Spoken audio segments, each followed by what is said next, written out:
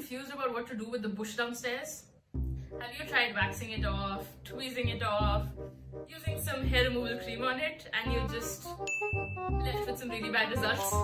Today we're talking all about how to keep your pubes hair-free. So there are a bunch of ways you can do this. One of the ways that you can try is waxing. You can try tweezing, although I wonder why you would do that to yourself, because that sounds a hell painful. You can try using a delipitating machine. You can shave. You can go use one of those hair removal creams, or you can trim. You can also get laser, but we'll touch on that later. So let's talk about all the ways that you can try and how useful they are, how bad they are. I'm going to first talk about waxing. If you are going to get your pubes waxed, make sure you're getting it done with somebody who has some experience, because a burn down there does not sound pleasant. If you go for somebody who has a certain degree of experience, they're going to make sure they don't rip the skin off, because your genital skin is much thinner than the rest of your body, so you want to be very, very careful with it. Aside from that, of course, like I mentioned, you don't want burns. After you do get waxed, make sure you wear cotton fabrics so that you don't irritate your irritated skin further, because waxing is a rather violent process. You literally pluck all the hairs out from their root. It's like beheading your hairs.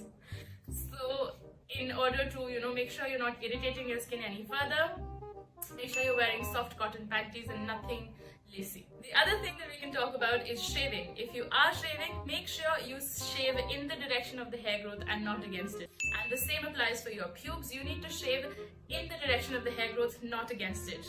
Why is this important? Is because your hair is, when you use a razor on your skin, you create small cuts. And creating these small cuts can invite bacteria inside there. Bacteria can get in there, create infections, and well, nobody wants an infection down there, or do you? Okay, so the other thing that we're going to talk about is hair removal creams.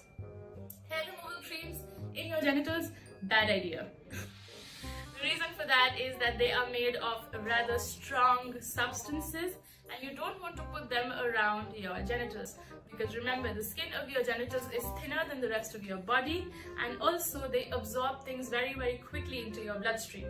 So are you planning on making a cocktail of your own blood and hair removal creams? If not, avoid hair removal creams down there.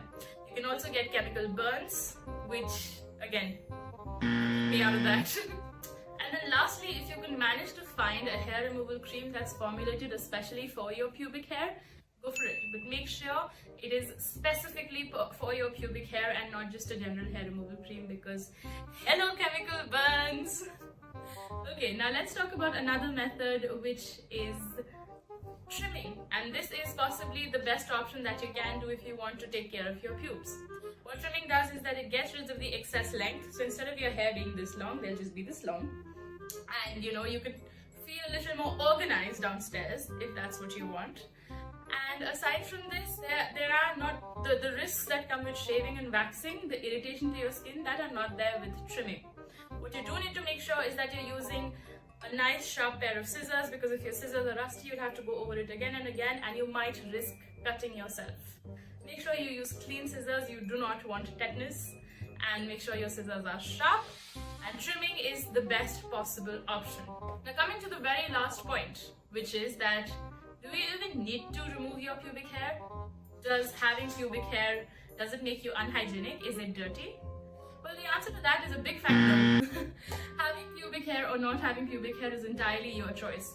What you do with it is up to you, and it should not be motivated by somebody else, not even your doctor. So if you are going to the doctor's office, you don't have to worry about, oh my god, what are they going to think of my bush?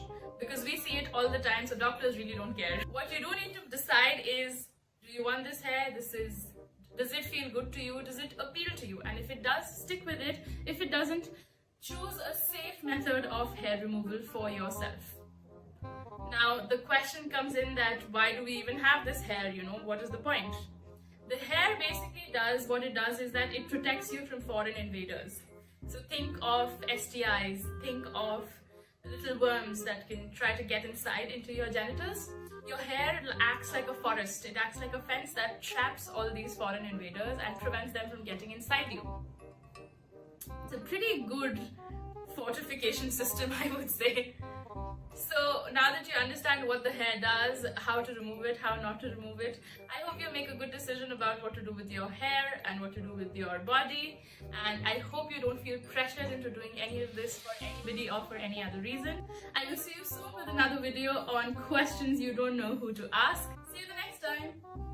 Subscribe to our YouTube channel and hit the bell icon so that you don't miss any videos by us.